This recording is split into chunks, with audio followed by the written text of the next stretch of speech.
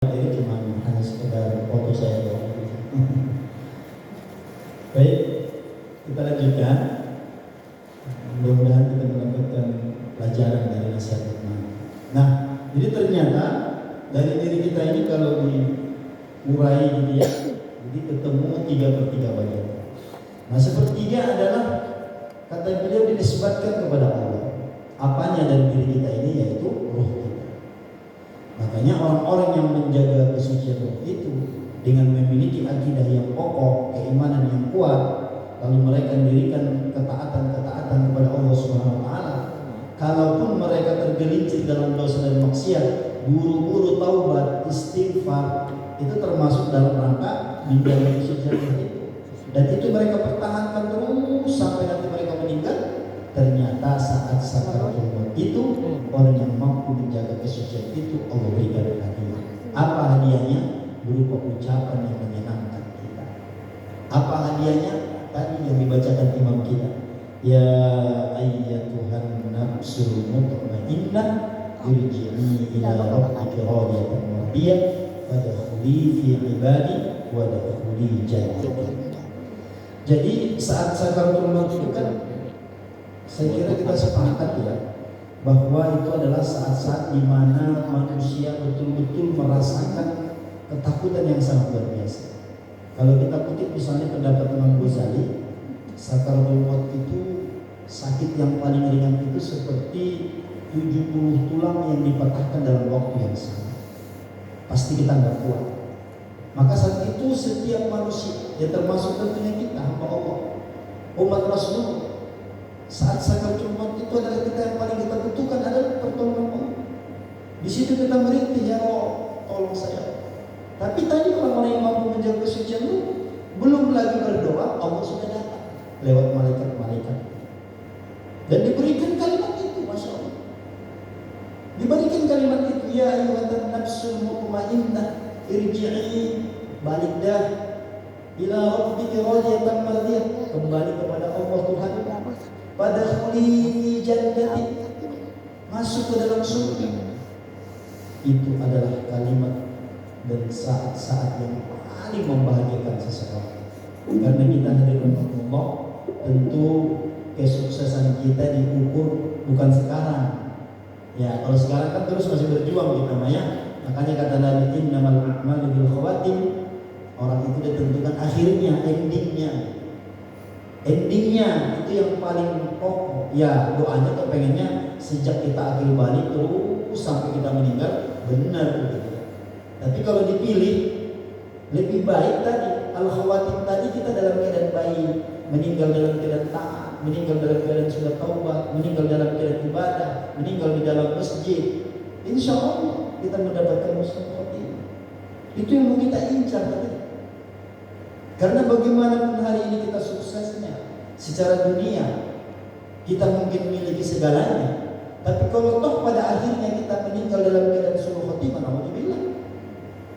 Makanya Ibnu Al-Qayyim menulis satu kitab, di situ beliau tulis kisah orang-orang ahli ibadah, ahli ilmu yang berakhir dengan kematian yang buruk. Bahkan ada yang meninggal dalam keadaan murtad, alhamdulillah. Waliyahzubillah bisa. Nah, tentu ini perhatian kita bersama, bahwa hari ini kita diberikan Allah tadi nikmat, kita bisa hadir di masjid, kita sholat sunnah, kita sholat subuh, kita sholat rahim, kita ngaji menuntut ilmu. Ini kita syukuri. Tapi catatannya adalah yang paling penting bagaimana nikmat yang agung ini bisa kita miliki sampai akhir hayat kita. Kalau kita sudah sampai di ujung hayat kita, diajar sakaratul maut, Allah ridho, apalagi kita mendapat panggilan tadi, kita sukses, kita beruntung, dan kita adalah orang yang paling bahagia. Sebaliknya, orang-orang yang dititipi ruh tadi, lalu ketika dia hidup di dunia ini tidak mampu dan tidak berusaha menjaga kesucian roh itu, dengan apa? Setiap hari berdosa, setiap hari maksiat. Sudahlah melakukan dosa, bukannya punya semangat taubat, malah dosa itu dipamer-pamerkan. Terus pada akhirnya ajal pun tiba, malaikat Israel pun tiba, dia dalam keadaan dosa dan maksiat. Nah, orang yang seperti ini nggak mampu menjaga kesucian itu. Apa yang dia dapatkan? Dapat ucapan juga, tapi bukan ya ayat Tuhan nafsu, tapi ya ayyuh Tuhan nafsul khabisa. Kalau tadi mutmainnah, kalau yang kedua khabisa. Irji disuruh balik juga kemana? Ila jahannam, menuju neraka jahannam. Na'udzubillah. Kita sudah setengah mati berjuang. Bagaimana kita berjuang dalam sakaratul maut agar kita selamat, malah justru di situ Allah hinakan kita. Na'udzubillah. Itu oleh karena itu hadirin Allah, sepertiga ini mesti kita jaga dengan cara kita melakukan ibadah. Yang kedua, kata beliau, wasulusun liduri. Nah, sepertiganya buat belakang itu apa? Fajis. Jadi sepertiga dari diri kita ini hadirin adalah jasad. Badan kita ini adalah bakal milik belakang. Jadi orang-orang yang hari ini kayak seperti saya yang gemuk, ini ditunggu nih sama belakang. Senang deh, dagingnya banyak. Dagingnya banyak. Kata belakang nih sama yang kurus-kurus nih, kamu jangan meninggal dulu dah, gemukin dulu badannya, biar gua nggak makan tulang mulu, kata belakang. Insya Allah.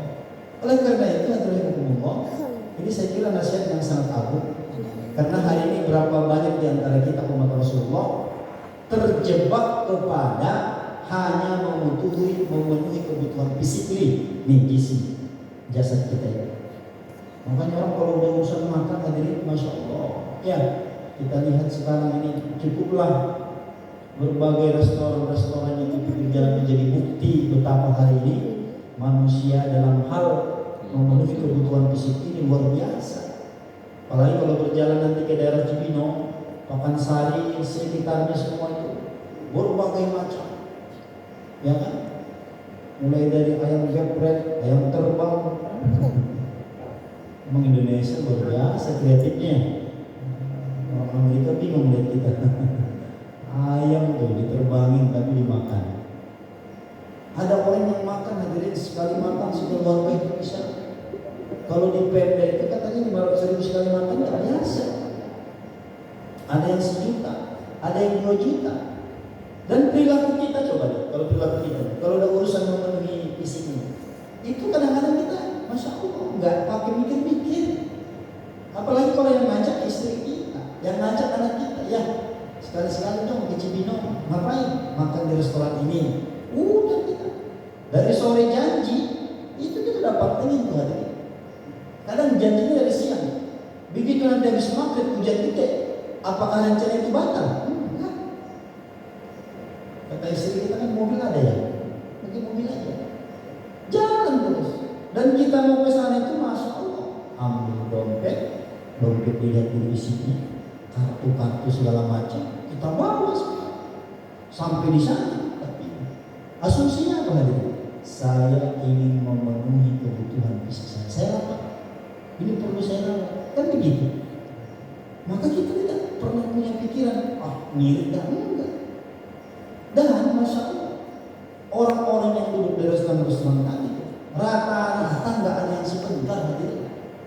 Orang kalau sudah menjoprak di restoran itu, nyaman betah, ya makan habis makan 1 jam. Coba bandingkan ketika kita di dalam masjid. Assalamualaikum warahmatullahi wabarakatuh. Assalamualaikum warahmatullahi wabarakatuh. Astagfirullahaladzim.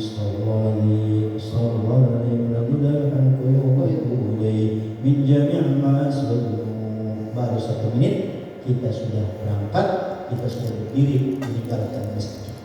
Kenapa di restoran kita betah? Kenapa di masjid kok kayaknya ada duri di atas? Nah, ini kan pertanyaan penting. Dan ini bukannya kita menghayal ini memang fakta real di hadapan kita kan. Coba perhatikan tadi. Kalau di restoran orang masya Allah 1 jam, 1 jam setengah. Apalagi kalau hujan gerimis-gerimis, udah menjadi kuat alasan kita betah di sini. Tapi anehnya kalau di masjid, meskipun hujan keluar juga kita. Astagfirullahaladzim. Saya pernah ngisi 3 kali. Allah Akbar. Apa yang saya lihat tadi? Hujan gede. Ada 1 jamaah Itu langsung saya lihat mata kepala sendiri. Coba bayangkan, kita lagi kajian, habis maghrib. Kalau dia duduk di situ makan, begini dah, anggap dia misalnya udah pintar, fakih, alim gitu. Tapi kan kalau dia duduk di situ kan tetap mendapatkan keberkahan majelis ilmu, keberkahan keberkahan masjid, keberkahan silaturahim. Saking tidak maunya duduk di majelis ilmu, yang bersangkutan keluar di teras masjid dan hujan gede itu gede banget memang, itu mengenai bajunya. Dia mendingan ditangani di teras daripada di dalam masjid. Ini kita berlindung kepada Allah SWT. Saya bilang ini, ya Allah, ini bukan penyakit lagi. Nah, oleh karena itu, ketika kita tidak memahami hakikat daripada diri kita ini, maka banyaknya di antara kita memiliki perilaku yang tidak adil terhadap diri kita. Apalagi kalau istri, anak perempuan kita, ya kan, dalam hal merawat ini, tubuh ini, masya Allah. Apalagi sekarang ini memang sudah dimanjakan, ya kan, dengan berbagai perawatannya. Kalau kita lihat di media, ada orang yang perawatannya, yang nggak tahu kalau istri bawa bapak, ya kan. Kalau istri saya mah nggak pernah pakai wadah juga kaget itu, ya, cuma pakai air wudhu aja. Tapi kan di sisi yang lain, masya Allah, orang demi menghaluskan kulit rela mengeluarkan uang jutaan rupiah per bulan. Padahal kata Luqmanul Hakim, badan yang kita rawat, kulit yang mulus ini pada akhirnya nanti akan diambil sama yang punya. Siapa yang punya? Belah. Makanya kalau ada orang meninggal 3 hari sampai seminggu, kita gali lagi, itu badannya udah ada di situ dagingnya. Orang bilang ya sampai di situ aja kan, jawabannya sampai di situ. Padahal kalau ingin mendapatkan jawaban yang sempurna, kemana perginya daging itu? Jawabannya adalah sudah diambil sama yang punya. Siapa yang punya? Belah. Diambil siapa? Hanya orang-orang yang khusus, para nabi dan rasul yang memang tidak mau, ya, jasad dimakan. Tapi kalau kita ini meninggalkan hanya beberapa hari sudah habis. Itu menunjukkan sekali lagi bahwa badan kita ini bukanlah milik kita, tapi akan diambil sama yang punya, yang bernama Allah. Hadirin rahimakumullah. Kemudian wasulusun di nafsi, sepertiga yang bakal milik kita itu apa? Nah, ini yang perlu kita perhatikan. Karena ini yang bakal milik kita nih, yang akan kita nikmatin di dunia wal akhirah. Yang mana? Wasulusun di nafsi fa'amaluhu. Adapun sepertiga dari diri kita ini adalah, kata beliau, fa'amaluhu, adalah amal-amal yang kita kerjakan hari ini. Salat subuh kita itulah yang menjadi milik kita. Silaturahim kita itulah yang menjadi milik kita. Kemudian haji, umroh kita itulah yang menjadi milik kita. Puasa Ramadan, Senin, Kamis itulah yang menjadi milik kita. Sedekah kita itulah yang menjadi milik kita. Maka semestinya orang yang paham terhadap hakikat dirinya, pasti dong dia akan memprioritaskan apa yang menjadi miliknya sesungguhnya. Makanya duduknya dibalik tuh pada jam tadi kan. Kalau kita ke restoran bawa dompet, bawa kartu, orang beriman itu kebalik. Kalau ke restoran apa adanya aja. Karena orang beriman itu nggak pernah protes, kok lauknya ini, ikannya ini nggak begitu. Tapi justru orang beriman itu kalau pergi ke masjid, kalau ada kesempatan baru dompet dibawa sebanyak-banyak. Makanya saya teringat tuh bagaimana karakter para sahabat di masa lalu. Kalau kita ingin tahu orang kaya di tengah-tengah sahabat itu, gimana cara melihatnya? Bukan dengan cara melihat rumahnya, bukan melihat kendaraannya, bukan melihat pakaiannya. Kalau kita kepengen tahu orang kaya di zaman sahabat, lalu yang kita tuju adalah rumahnya, kendaraannya, pakaiannya, pasti kita tertipu. Kenapa? Karena sekaya-kayanya sahabat Nabi, yang namanya rumah, kendaraan, baju, seterusnya itu biasa-biasa saja. Terus apa ukurannya? Kalau kita ingin tahu mereka orang kaya, oh ini orang kaya, oh ini orang biasa, ini orang miskin. Gimana cara melihatnya? Maka lihatlah sedekahnya. Kebalikan dengan kita nih sekarang, ya kan? Kalau sekarang kalau pengen tahu orang kaya siapa, gampang ya.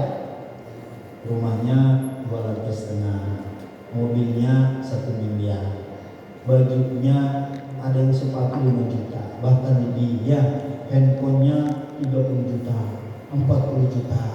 Pasti orang kaya, ya kan? Nggak mungkin nggak orang kaya. Justru kalau kita jadikan standar di zaman Nabi, hari ini kita jadikan standar itu, misalnya pengen orang kaya nih, jamaah masjid Al-Ittihad, gimana caranya?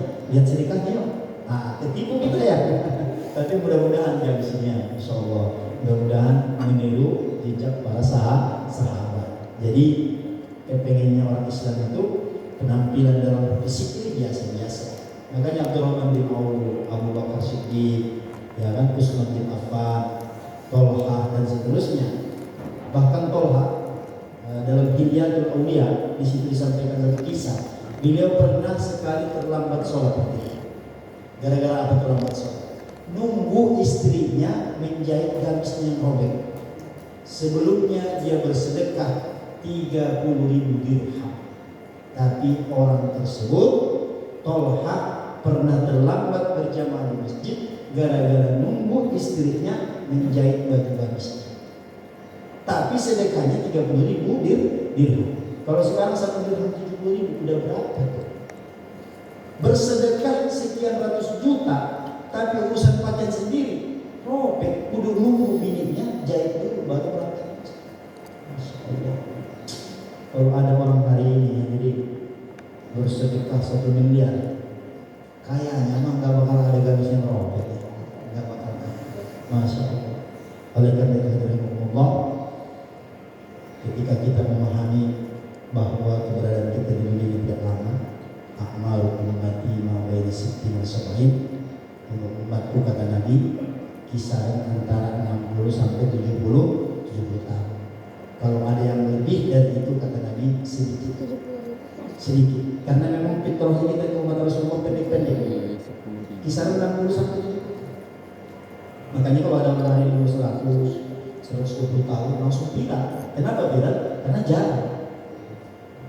Kalau di zamannya Nabi Nuh ada orang umur 100 tahun itu umurnya pendek namanya. Kalau sekarang 100 tahun itu udah jarang.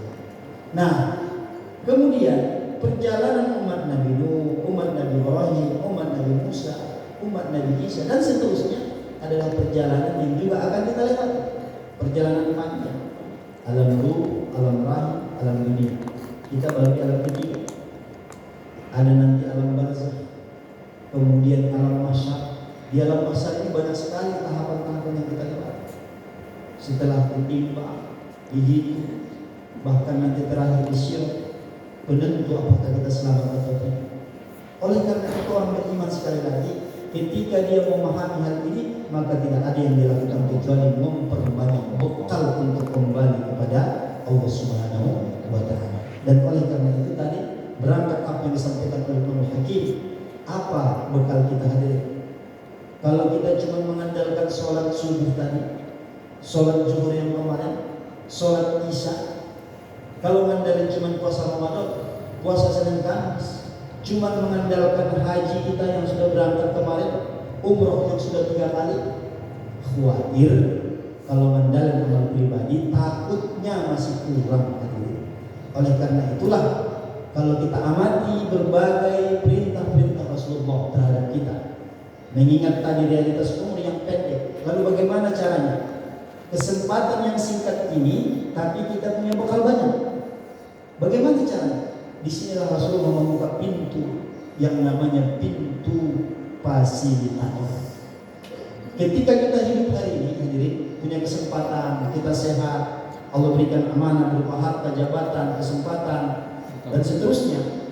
Semestinya orang yang beriman itu memaksimalkan kesempatan itu untuk apa? Untuk melakukan amal soleh yang di dalam hadis dikatakan amal soleh itu bukan hanya amal soleh yang bisa kita lakukan ketika kita hidup, tapi amal soleh yang pahalanya mengalir terus meskipun kita sudah meninggal. Makanya tadi saya katakan, jangankan sholat subuhnya, sholat sunnahnya aja khairun minad dunya ma fiha, apalagi sholat subuhnya. Tapi yang perlu kita ingat adalah sebesar-besarnya pahala sholat subuh itu bisa kita dapatkan kalau kita masih hidup dan sehat. Kalau sudah meninggal, mana ada orang yang bisa sholat? Sementara kita ini butuh pertolongan ketika di alam barzakh. Terus bagaimana caranya? Berarti wajib ada amal yang mendampingi kita, wajib ada amal soleh yang datang pahalanya kepada kita, meskipun kita sudah tidak bisa berbuat apa-apa, karena kita sudah meninggal. Amal apa itu? Itulah yang disebutkan dalam hadis amal jariyah. Ada 3 tuh kan? 1 sedekah jariyah, 2 ilmu yang bermanfaat, 3 doa anak yang soleh. Makanya kata ulama ini 3 ini kalau bisa bagi kita ya, orang-orang yang meyakini dia akan kembali kepada Allah, jangan sampai nggak ada yang 3. Syukur-syukur 3-tiganya kita dapat ya. Tapi kalau misalnya nggak dapat 3-tiganya, pastikan salah satunya hadir. Buat apa ini? Untuk memastikan walaupun kita sudah di alam barzakh, tapi ada amalan yang terus mengalir ke rekening pahala kita. Di situ taruhannya di situ. Mungkin kita membatin, kalau sedekah jariyah saya nggak ada Pak Ustaz, hidup juga pas-pasan. Ya Islam adil. Berarti pintu kedua apa itu? Ilmu yang bermanfaat. Aduh Pak Ustaz, boro-boro ilmu, saya juga baru senang ngaji di Al-Ittihad, baru juga 2 kali pertemuan. Jangan salah-salah, jadi ilmu yang bermanfaat maksud di sini bukan hanya terbatas pada ilmu agama. Bapak-bapak yang punya keahlian skill masak, teknik sipil, bisa bikin batu bata, ajarin orang lain. Masak misalnya, kita ajarin. Ikhlas karena Allah, kita pengen mendapatkan ilmu bermanfaat, kita ajarin orang masak. Wasilah dia bisa masak, dia dapat nafkah, mau nafkahi keluarga. Kita udah meninggal, dia masih terus masak, dia masih menafkahi keluarga. Apalagi dari masaknya dia bersedekah, dia berwakaf. Oh, mengalir itu semua. Nah cuman kan yang begini-begini kita ini kadang-kadang juga udah gak ada, karena ada rasa persaingan malah. Dia nggak bakal mau, jangankan ngajarin, ngasih tahu bisnis apa sih yang bagus sekarang, kan dia takut ada saingan. Nah ini sekarang persoalannya. Padahal tadi kalau kita tularkan ilmu dan skill kita itu menjadi ilmu yang bermanfaat. Yang ketiga, kalau nggak ada juga itu, maka anak-anak kita ini masya Allah, pagi-pagi hadirin bapak-bapak, tangan kita menyentuh kaca itu bangunan, apalagi yang sudah SMP, apalagi yang sudah SMA, apalagi yang sudah kuliah. Kita mas sekarang ayah-ayah ini juga kadang-kadang suka kurang cepat. Kita anak sudah SMA, kata kita kasihan Pak Ustaz masih kecil. Lah SMA masih kecil, itu kan berlaku dalam Islam. Makanya ada batasan-batasan. Ketika orang sudah mukallaf, nggak boleh kita punya persepsi bahwa dia anak kecil. Kenapa? Setiap umat Islam yang sudah mukallaf, maka bebannya sama dengan kita yang umur 70 tahun. Nah sekarang kan bagaimana cinta kita kepada anak kita, darah daging kita? Apa kita rela nanti dia dicemplungin ke neraka? Kan nggak mungkin kita rela. Tapi kenapa kita nggak mau memakai anak kita? Saya selalu bilang begitu. Saya tahun sendiri mana keliling Bogor. Setiap saya kajian, kerinduan saya belum terpenuhi. Apa kerinduan saya? Saya kepengennya anak-anak SMP, SMA, itulah yang berada di sana. Kajian-kajian seperti ini, kerinduan saya mereka. Kan mereka yang bakal meneruskan. Kalau kita mah ini udah asar kita itu. Ibaratnya orang Betawi udah asar, ada yang udah mau maghrib mana. Untuk buku kita. Ya kan? Apalagi bisa kita lakukan, nggak ada lagi. Yang mereka itu tugas-tugas muda ini yang betul-betul kita kondisikan. Tidak ada Pak Ustaz, saya gagal menjadi soleh baik, ilmu yang bermanfaat. Nggak ada Pak Ustaz, sedekah jariyah. Oleh karena itulah mohon maaf kepada Pak Ketua DKM, kepada jamaah sekalian, kehadiran Al-Fakir di sini mendampingi teman-teman Badan Al-Quran adalah semata-mata ingin mengajak kita semua. Karena kita punya keyakinan tidak ada yang kebetulan di dunia ini, termasuk pertemuan kita bersama hari ini adalah atas izin Allah. Kalau Allah tak mengizinkan, kita tak bakal bertemu semua. Oleh karena itu Allah, ternyata ada saudara-saudara kita tadi yang saya sebutkan Badan Wakaf Al-Quran, tapi ternyata perjuangan mereka bukan hanya distribusi Al-Quran, termasuk dalam hal ini memperhatikan kondisi saudara-saudara kita di berbagai tempat di Nusantara yang dalam hal ini yang kekurangan air bersih. Ini menjadi progres mereka. Coba bayangkan hadirin, andaikan hari ini, subuh hari ini, yang dimana malaikat bersama kita pun bersaksi di hadapan Allah. Kita titipkan berapapun nanti yang merupakan wakaf kita, yang mana jelas wakaf ini nanti diperuntukkan untuk air bersih. Lalu air itu dipakai saudara-saudara kita untuk sholat, mengambil air wudu, dipakai untuk memandikan jenazah dan seterusnya. Dan itu terjadi sampai hari kiamat. Kita mendapatkan pahalanya dari setiap tetes air yang dipakai oleh saudara-saudara kita. Masya Allah. Oleh karena itu hadirin Allah, nanti silahkan jamaah sekalian konsultasikan dengan teman-teman Badan Wakaf Al-Quran. Tapi menurut Al-Fakir, ini adalah kesempatan yang sangat agung, kesempatan yang sangat mulia, manakala kita punya kesempatan memiliki amal jariah tadi, ya kan? Agar ketika kita nanti meninggal kembali kepada Allah Subhanahu Wa Taala, ada amal jariah yang terus mengalir pahalanya kepada kita. Andaikan misalnya, siapa tahu bulan inilah Allah takdirkan kita meninggal, lalu misalnya pagi ini kita sudah punya amal jariah, siapa tahu justru itu yang menyelamatkan kita di alam barzakh, itu yang menerangi kubur kita, itu yang mendampingi kita nanti di pengadilan Allah Subhanahu wa Ta'ala.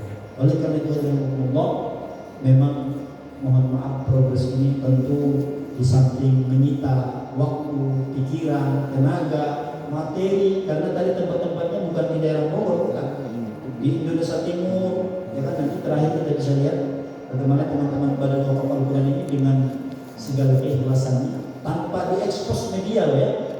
Yang mestinya ini kan sebenarnya hal-hal seperti ini pemerintah setempat minimal, ya kan. Nah, tapi faktanya tidak ada. Sementara di sisi yang lain, ya namanya kita hidup terus butuh air buat minum, air buat mandi, air buat ibadah. Bagus Allah gerakkan hati-hati hambanya. Yang saya bilang tadi, teman-teman Badan Wakaf Al-Quran melihat realitas ini, lalu mereka berjuang mengajak kita semua. Makanya kalau kembali kepada falsafah cicitnya Rasulullah Zainal Abidin, kalau beliau didatangi orang yang, kalau bahasa kita bawa proposal, itu salamun alaika, diucapkan selamat sama beliau. Kenapa? Karena engkau telah menyelamatkan hartaku, kata Zainal Abidin. Nah, beda dengan kita itu sekarang ya, tapi bukan di sini, di tempat lain. Kalau kita diajak sedekah, kalau kita diajak beramal soleh, itu suka semuanya berbagus gitu. Kenapa? Karena satu sebenarnya, kalau udah bicara ibadah mal ini kan tantangannya ada beberapa, tapi yang paling menonjol minimal ada dua. Yang pertama, kita biasanya kalau dalam rangka ibadah mal, persepsi kita hari ini sampai hari ini hampir kita sepakat, kalau kita rogoh dompet kita, di sana ada 10 lembar cepean, kita tarik 1 lembar, kita merasa yang 1 lembar itu berkurang. Nah, itulah yang menjadikan kita terhambat di situ. Belum lagi nanti was-wasnya syaitan. Memang itu memang proyek dia tuh, ya kan. Kalau ada orang mau beribadah, datang dia langsung, jangan 100 ribu udah bisa 10 bungkus nasi uduk loh. Jangan, gak usah. Biarkan saja nanti ada yang lain begitu. Setan mah wa inni lakuma minan nasihin. Jangan kita anggap setan itu datang dengan wajah yang seram. Sekarang itu setan dengan lembut, seakan-akan menasihati, jangan. Kamu kan banyak kebutuhan, biarin aja Pak Haji aja nanti dia urusannya. Lah, yang selamat kan kita. Jadi bukan cuma Pak Haji doang, ya kan? Nah, jadi setan itu yang bisikan kepada kita, jangan keluarkan. Karena kalau keluarkan 100 ribu, saldinya 1 juta, jadi tinggal sekitar situ. Padahal kan ini berseberangan dengan apa yang disampaikan oleh Kanjeng Nabi. Setiap sedekah yang kita berikan, realitasnya apa? Bal yazdad, bahkan bertambah dan bertambah. Cuman memang kita kepengennya biasanya yang praktis. Kita ini kalau ditanya nih hadirinnya, kita bersedekah nih, wakaf air bersih, kita titip nanti dengan 1 juta. Kalau mau jujur, kepengennya pulang ke rumah langsung dapat bala. Benar nggak? Kita kepengennya gitu ya kan? Karena berangkat dari hadis Nabi kan, kalau kita bersedekah 1, minimal dibalas 10. Kalau kita sedekah nanti berwakaf 1 juta, kalau mau ditanya jujur, kepengennya begitu nyampe di rumah langsung Allah balas. Baru kita sumringah, ya kan? Dari mana membalasnya? Lihat handphone. Apa masuk notifikasi? Ya, notifikasi 10 juta. Kata kita, ini masih wakaf tadi di masjid begitu ya, 10 juta langsung nih. Oh besok nyari-nyari lagi, mana dia lagi? Pengen bersedekah lagi. Pengennya kita begitu. Itu orang yang melihat 10 juta, ya Allah, biar kata lagi meriah-meriah. Kalau melihat notifikasi 10 juta, sehat hadirin. Sehat. Tunggu jam 8, buka Indomaret dulu. Ambil ATM, masuk, tusuk. Kadang-kadang kita kecewa juga. Begitu masuk, mohon maaf, ATM sedang tidak bisa digunakan. Tapi udah begitu kita tak berhenti di situ. Nyari lagi Indomaret yang lain. Nggak bakal berhenti. 10 juta. Ketemu Indomaret. keluar 10 juta. Kita pun dengan melangkah bahagia pulang ke rumah, ya Allah, 10 juta ini istri kita pun kita beritahu senyum-senyum, ya kan? Tadinya bikin kopi agak delay, ya kan? Begitu kita kasih 10 juta, Masya Allah, kopi, sarapan, segala macam keluar semua, ya kan? Nah begitu memang kita gitu. Siapa? Pak Ustaz begitu nggak? Sama Pak, saya juga begitu. Kalau kita dapat yang begitu, nah iya. Tetapi, nah ini perlu kita pikir. Kenapa rasa gembira itu tidak datang menghampiri hati kita manakala melihat notifikasi dari Rasulullah SAW? Kenapa kita melihatkan sama aja? Di handphone tulisan juga, kalau kita baca hadis tulisan juga. Kenapa di handphone kita betul-betul percaya? Padahal mohon maaf, yang tadi 10 juta seringkali meskipun sudah kita ambil, tapi seringkali belum bisa kita nikmati. Apa contohnya? Tadi uang 10 juta udah kita ambil, baru duduk di kursi tamu, kemudian tok itu kita melihat ponakan kita, wajahnya udah melas. Nah, kenapa itu bocah? Kenapa? Ini kenapa? Suami tadi malam masuk ke ISU. Astagfirullah. Nah, kita tahu di sini cuma kita doang saudara. Terus belum bisa dikerjain proses, kalau belum bisa selesaikan administrasi. Emang berapa administrasinya? 10 juta orang. Nah itu tadi punya 10 juta belum dia pakai. Kau bilang apa lagi? Ya tidak. Tuh, kita udah gembira karena belum bisa nikmati. Tapi kalau sudah bicara pahala hadirin, bicara notifikasi dari Allah dan Rasulullah, pasti dan pasti masuk ke dalam rekening pahala kita. Bedanya cuma satu. Kalau yang duit tadi memang bisa kita ambil sekarang. Kalau yang pahala belum bisa diambil sekarang. Apa kita mau ambil sekarang pahalanya? Mati dulu baru bisa kita nikmati. Nah disinilah kita kadang-kadang tertipu oleh karena Allah. Tapi kan kita punya iman. Iman ini menjelaskan betapapun mata zuhir kita tidak melihat, tapi iman menjelaskan apa yang Allah janjikan, innallaha la yukhliqul mi'ad, pasti akan kita dapatkan. Itulah modal kita. Itulah tempat berpijak kita. Apapun yang kita lakukan, termasuk sedekah, termasuk sholat, apapun pijakan kita di sana. Apa itu? Bahwa kita ingin menyongsong pahala dari Allah Subhanahu wa Ta'ala. Kalau saya jelaskan panjang pahala itu bagaimana bentuknya, bisa diuraikan, bisa dijelaskan, bisa dilihat bagaimana pahala itu, bagaimana kemudian, bagaimana kebahagiaan bisa dilihat. Kadang-kadang mata batin kita yang tertutupi oleh cinta dunia sehingga kelihatan. Padahal aslinya mah benar-benar kelihatan. Oleh karena itu Allah itu faktor yang pertama menghalangi kita untuk melakukan ibadah mal atau ibadah harta.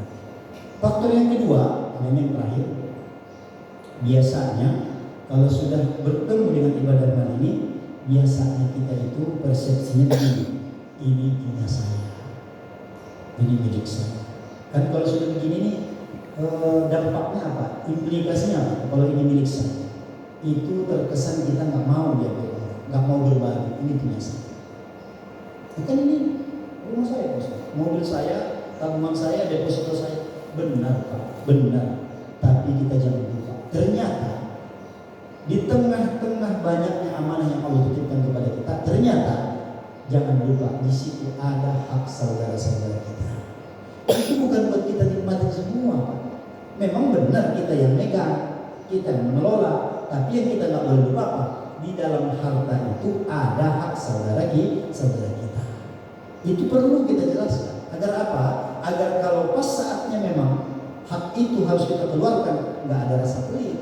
Apa bayangan kita? Nah, iyalah orang punya dia, ngapain saya tangan kan gitu.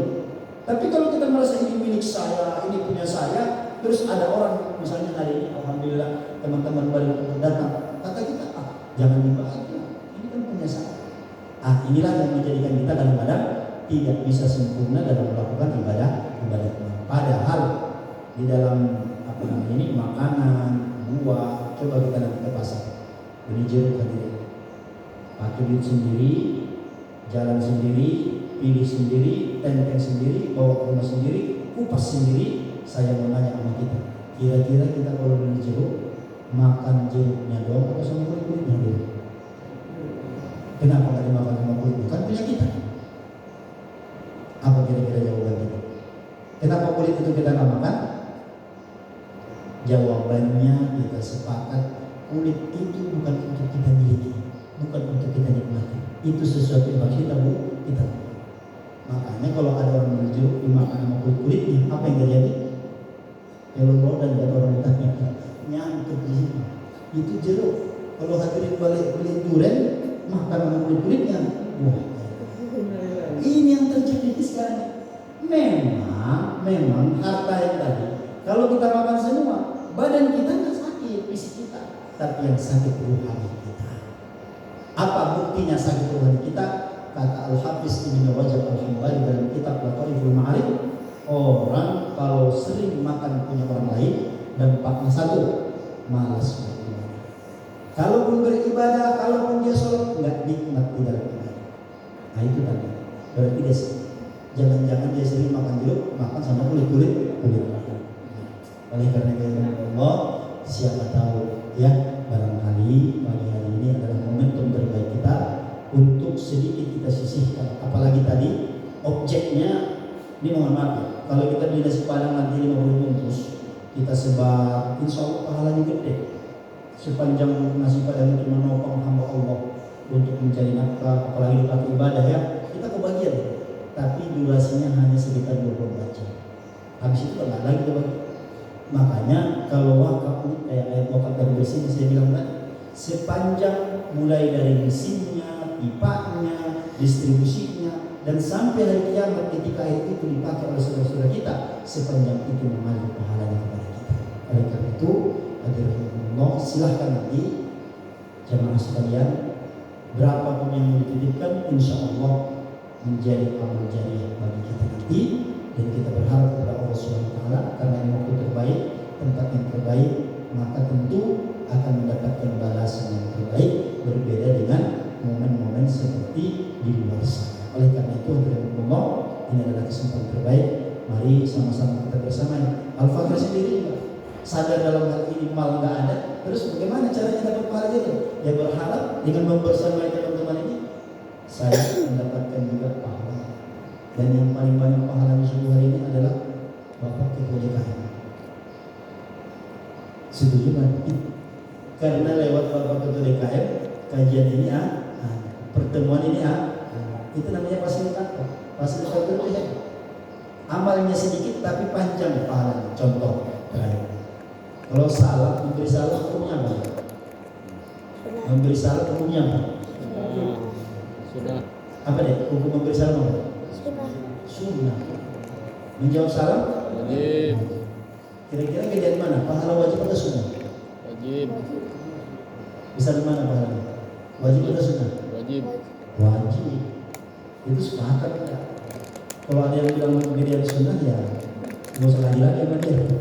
Tetapi ada tetapinya. Kalau sudah urusan amal soleh fasilitator, bisa jadi meskipun sunnah, bisa melewati besarnya pahala. Contoh, saya kan memberikan salam. Assalamualaikum. Yang memberikan salam dari lisan wasilah salam saya ini, maka lahirlah jawaban salam Bapak-bapak, yang mana jawaban salam Bapak itu adalah pahala yang wajib. Apa saya katakan? Berapa? Man sanna sunnatan fil Islam sunnatan hasanah falahu ajruha wa ajru man amila.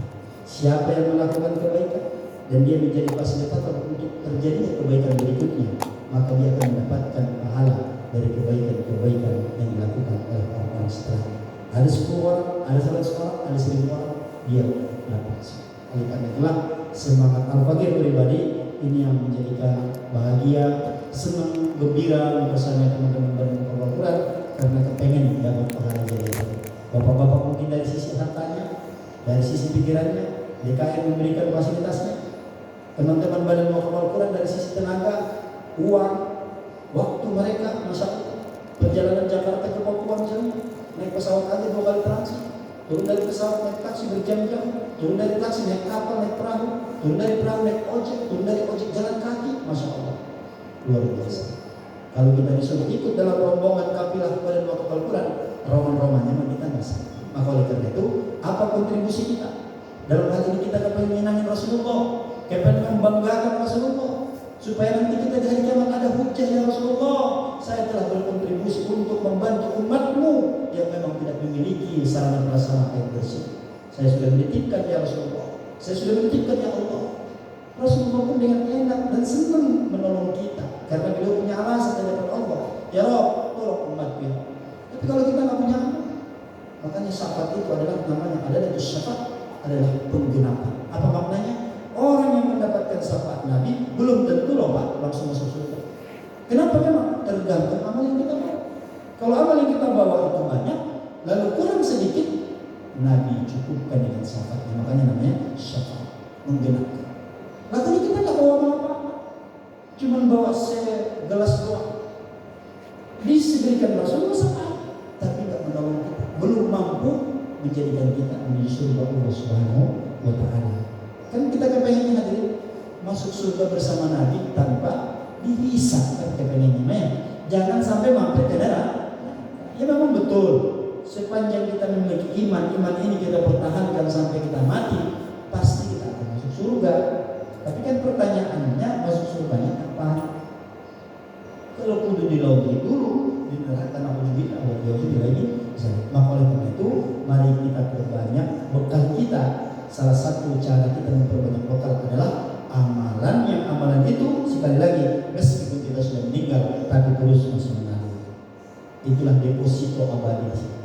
Mungkin kita nggak punya yang soleh, mungkin kita nggak punya ilmu yang bermanfaat, tapi minimal insya Allah daya mudah-mudahan kita lewat sedekah jariah, yakni wakaf. Ini beda. Kalau wakaf itu ada rukunnya karena pahalanya begitu besar.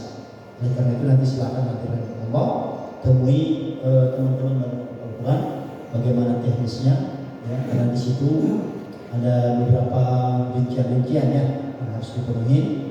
Nah, karena tadi ini wakaf beda dengan sedekah biasa. Kalau sedekah biasa makasih aja. Nah, kalau ini wakaf yang akan abadi. Makanya wakaf Utsman bin Affan, air sumur yang di Madinah sampai hari ini, coba 1500 tahun beliau sudah meninggal terus mengalir pahala. Masyaallah. Coba kita ngikutin Utsman bin Affan. Sumur doang yang dulu mungkin jumlahnya ibaratnya duit Utsman bin Affan itu cuma 1000 perak gitu bahasanya.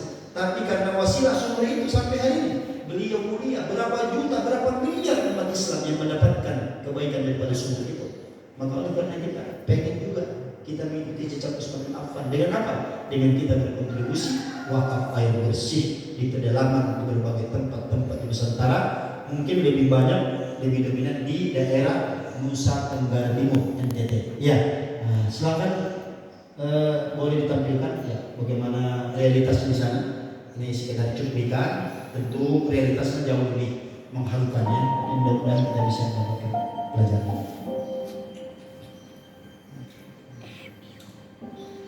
Setiap hari kami beraktivitas untuk mengambil air di tempat ini namanya Al-Hamalah. Jadi biasa kami ambil itu pagi, siang, dan sore. Kakak yang ada di Masjid Al-Hadid itu sebanyak 46 kakak itu yang muslim.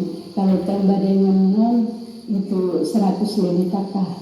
Semuanya mengambil air di tempat ini.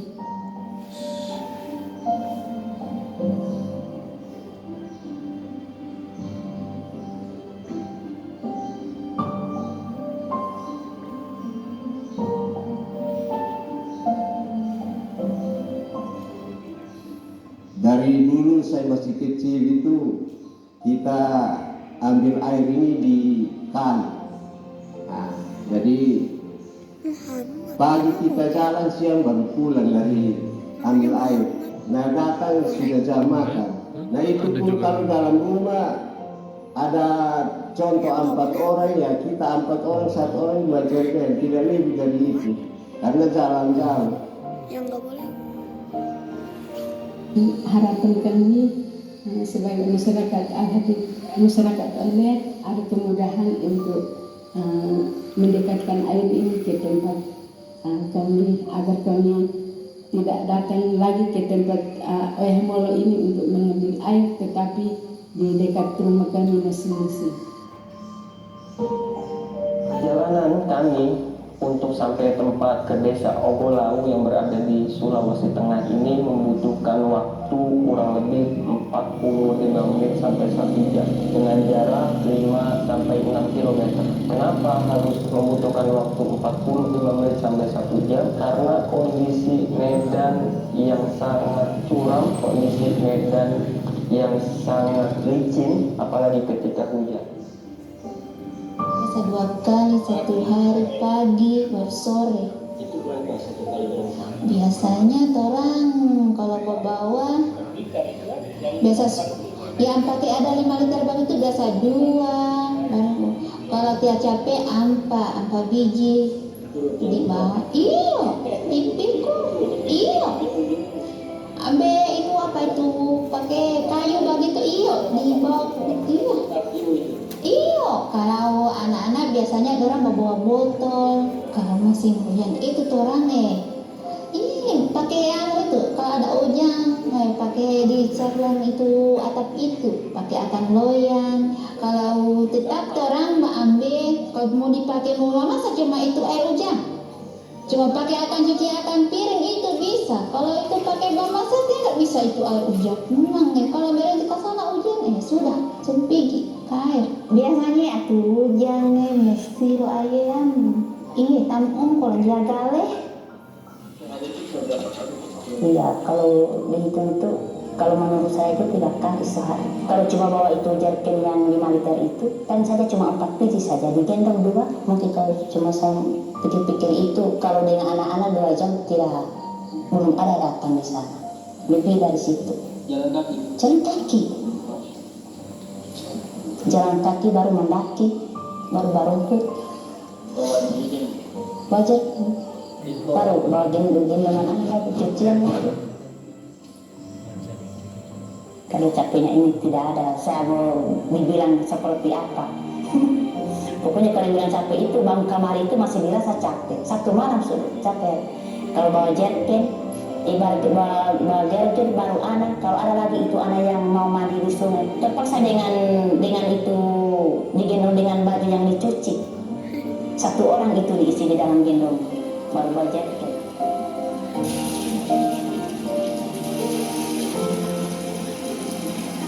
Kalau koinnya saya itu airnya itu harus diikatkan di masing-masing rumah, punya rumah begini harus ada air, ada penampungan. Cuma itu yang diminta.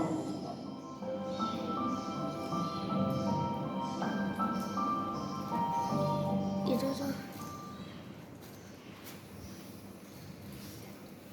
Sudah?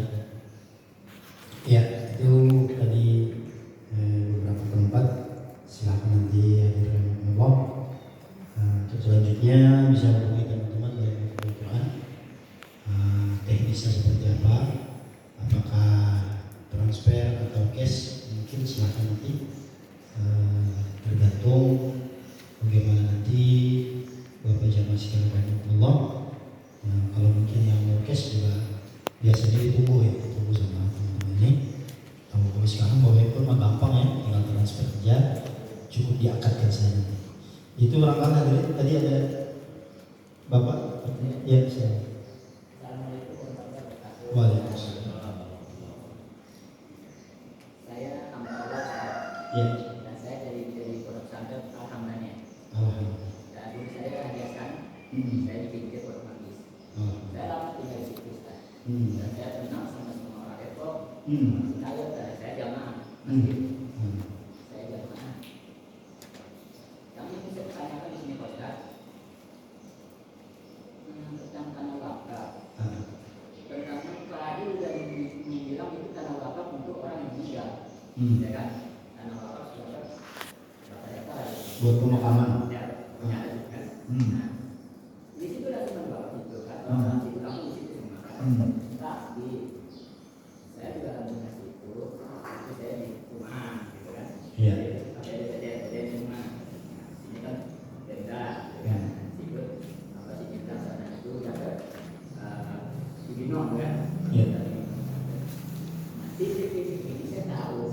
Iya. Saya tanya saya, apakah boleh tanah wakaf itu dijual? Dijual. Nah, orang yang selalu tinggal di situ. Iya. Tapi dia orang lama katakan anaknya di situ dan nikah, tapi orang tuanya tinggal di Jakarta. Iya. Orang tuanya di situ, tapi anaknya tidak situ, tapi lama-lama sudah dicari oleh Depok. Iya. Iya. Ya kalau dari perspektif fikihnya setiap benda tanah, masjid, semua segala macam itu kalau sudah diikrarkan diwakafkan tidak bisa diperjualbelikan lagi. Kalau diperjualbelikan, jual beli tidak sah. Dan itu berbahaya sekali, ya. Dosanya itu 7 keturunan. Nah, itu hati-hati kita karena tadi itu sudah menjadi milik Islam, bukan milik pribadi lagi. Kalau sudah ikrar wakaf itu bukan milik kita. Dan orang yang mewakafkan nggak boleh lagi merasa memiliki, apalagi kalau sampai dijual. Nah itu kasihan sama mereka-mereka yang memang ya realitas ini banyak di berbagai tempat ya. Bahkan mohon maaf ketika orang yang mewakafkan sudah meninggal, anaknya ini kadang-kadang ya. Nah, makanya memang kalau secara administrasi di sertifikat itu juga harus wakaf supaya tidak ada peluang untuk diperjualbelikan. Gitu. Ya, kalau sudah wakaf itu udah nggak ada peluang untuk diperjualbelikan, karena nggak bisa kan, jadi masalah. Nah, itu Pak. Jadi nanti sama kayak ini nanti teman-teman misalnya dari wakaf jamaah dibeli mesin, ya kan, dibeli pipa, kemudian pipanya di sini nggak bisa diperjualbelikan sampai hari kiamat. Gitu. Nah, makanya kita tadi saya bilang sedekah dengan wakaf ini beda. Ini makanya kita peluang kita di sini karena abadi gitu, jariah. Kalau sedekah tadi ya besar pahalanya, tapi tadi waktunya, durasinya temporal sementara. Kalau ini masya Allah, ya kan, belum lagi nanti dapat pahala idkhal sururnya, menggembirakan hati orang beriman, ya kan, belum lagi nanti dapat pahala dari pemanfaatan air itu. Coba misalnya dari satu kampung nanti ada 1.000 orang satu kampung, lalu 1.000 orang itu ada 10% aja yang sholat ibadah. Dan yang 10% yang sholat ibadah itu dalam kurun waktu sekian puluh tahun, ya sebenarnya kita dapat. Ya, oleh karena itu silakan jamaah sekalian nanti ya berikrar dengan teman-teman, baik transfer maupun mungkin cash. Kalau perlu pulang dulu apa bagaimana, silakan. Itu saja mungkin dari Al-Fakir. Yang untuk selanjutnya mungkin dari teman-teman Badan Quran ada sedikit yang mau sampaikan. Dari Al-Fakir cukup sekian. Kurang lebihnya mohon maaf, mohon ikhlas, mohon ridho. Assalamualaikum warahmatullahi wabarakatuh.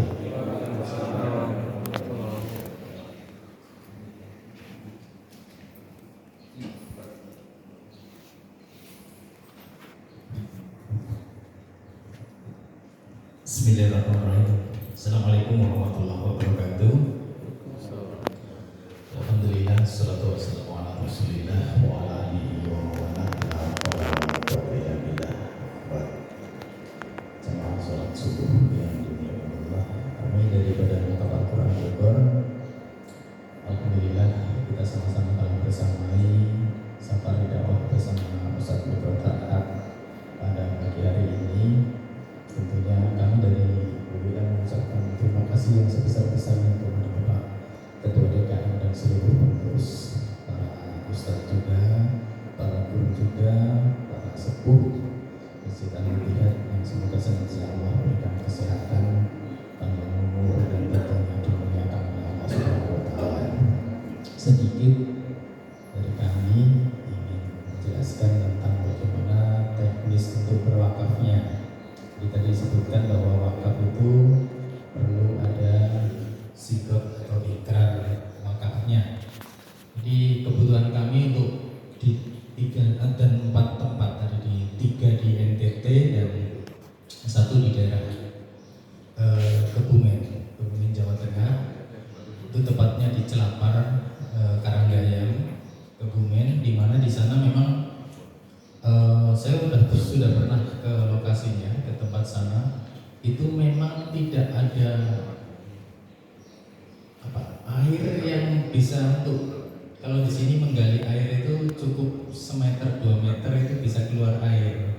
Tapi ini pegunungan di sana itu batu semuanya. Sehingga untuk mendapatkan air itu hanya ada satu-satunya sumber air itu cukup jauh. Maka perlu ada bak penampungan, ada pipanisasi, bahkan sampai pindah pipanisasi ke rumah-rumah itu yang diperlukan di sana, sehingga kami bikin program proyek wakaf sarana air bersih untuk daerah tersebut di daerah Kebumen. Untuk yang di NTT ada 3 tadi digambarkan di dalam videonya, di mana memang cukup sulit untuk menjangkau lokasi tempat air. Ada yang harus jalan tadi 1 jam, perjalanan 2 jam jalan kaki itu kan, sampai rumah udah lapor berangkat pagi. Nah, itu kondisi-kondisi di mana tempat-tempat yang nanti akan menjadi lokasi tempat wakaf sarana air bersih. Pernah satu waktu saya hadir di peresmian wakaf sarana air bersih. Ketika itu tim BWA itu hadir ke tempat itu untuk mengirimkan Al-Quran ke daerah Guci. Sejumlah Al-Quran yang dibutuhkan oleh santri di pondok pesantren, namanya Pondok Pesantren At-Tolibiyah Habib Muhammad. Kami datang ke sana itu sudah sekitar jam 8, jam 9. Itu anak-anak santri itu masih ngantri air. Nah, ketika ngantri air, kita tanya kepada Habib, itu memang nggak ada air di sini, nggak ada sumur. Ada Pak sumur dibor sekitar 125 meter. Itu dari pihak Pemda membuat sumur dalamnya 125 meter, keluar air, namun kucur seperti itu. Mau kemarau, mau musim hujan, sama aja seperti itu. Kebutuhan air amat sangat belum bisa mencukupi dengan jumlah santri yang ribuan. Maka sampai siang itu ada yang belum sholat subuh, jam 8 datang ke sana itu, masya Allah gitu ya. Kita pun ketika itu akhirnya nanya kepada dia, daerah sini ada nggak lokasi tempat dekat sini yang ada sumber air? Itu Pondok Pesantren Guci itu di atas gitu, atau lebih itu adanya di atas di lereng Gunung Selamat sebelah utara daerah Tegal. Habib menyampaikan ada sumber air Pak, tapi jaraknya sekitar 5 km ke atas ke lereng Gunung Selamatnya. Kita survei ke sana, ternyata betul ada sumber air, dan kita akhirnya hitung-hitung ya, ini perlu ada bak penampungan, perlu pipanisasi ke bawah. Alhamdulillah ketika itu dibuatlah bak penampungan, mungkin ada batas itu sampai ke sini ya, cukup besar ini. Kita alirkan dengan pipa paralon ketika itu. Ketika disalurkan sampai ke pondok, air ngalir itu 5 km. Kerannya ditutup, pipanya pecah, tas. Ternyata karena tekanan yang cukup tinggi gitu, mengakibatkan nggak kuat itu pipa. Akhirnya kita bikin program lagi mengganti pipa yang tadinya pakai paralon PVC itu menggunakan pipa HDPE. Itu yang biasa kalau di pinggir jalan ada gulungan besar-besar hitam. Itu pipa itu yang ditanam, suka di tanah itu. Akhirnya dengan seperti itu Pondok Pesantren alhamdulillah dengan santri ribuan di At-Tolibiyah itu sudah terpenuhi airnya, bahkan berlimpah. Jadi manfaatnya itu tidak hanya untuk santri di pondok pesantren tersebut, tapi pondok-pondok yang di sekitaran situ juga dapat airnya. Bahkan masyarakat juga dapat airnya. Dan aliran air yang sampai kepada mereka semuanya juga mengalirkan pahala kepada yang berwakaf, mewakafkan pipanya, mewakafkan semennya untuk temboknya, mewakafkan untuk tenaganya, pengerjaannya, dan juga distribusinya. Maka pada kesempatan ini para jamaah sekalian telah memegang brosur ya, cara berwakafnya nanti bisa mendatangi kami langsung dengan mengikrarkan wakafnya, berapapun wakafnya. Pak, saya boleh nggak wakaf atas nama hamba Allah? Boleh, insya Allah. Allah maha tahu atas apa yang kita berbuat. Kalau di atas namakan bisa atas nama bapak sendiri, nanti bisa. Di atas namakan istri pun bisa, ya, putra putrinya juga bisa, atau bahkan orang tua kita, bapak kita, ibu kita juga bisa. Wakaf, saya bapak wakaf atas nama orang tua saya, silahkan. Nanti bisa disampaikan kepada tim kami, dicatat nanti di dalam amplop seperti ini, nanti nama wakaf wakifnya di kolom yang pertama dituliskan saya wakaf atas nama bapak saya sejumlah nominal berapapun nanti di sini 100.000, 200.000, 1 juta, bahkan 10 juta. Bapak saya satu gulungan kabel itu silakan monggo. Nah, itu terkait dengan bagaimana teknis wakaf secara langsung. Saat ini insya Allah 70.000 malaikat ikut mendoakan dan mengaminkan ya daripada doa-doa kita. Dan yang cara kedua, untuk mempermudah dalam wakaf, di dalam brosur itu ada nomor rekening atas nama Yayasan Badan Wakaf Al-Quran. Di halaman yang terakhir di dalam ada nomor rekening atas nama Yayasan Badan Wakaf Al-Quran. Jadi bisa melalui transfer. Jika nanti telah selesai transfer, mohon berkenan mengirimkan bukti transfernya ke nomor yang di-stempel, nomor handphone yang di-stempel melalui WA. Berikut nama wakifnya, dituliskan nama wakifnya sekalian biar bisa langsung diikrarkan juga wakafnya.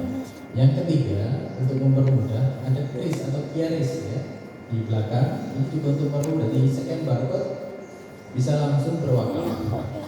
Dan nanti sama bukti transfernya mohon berkenan dikirimkan ke nomor handphone yang di-stempel.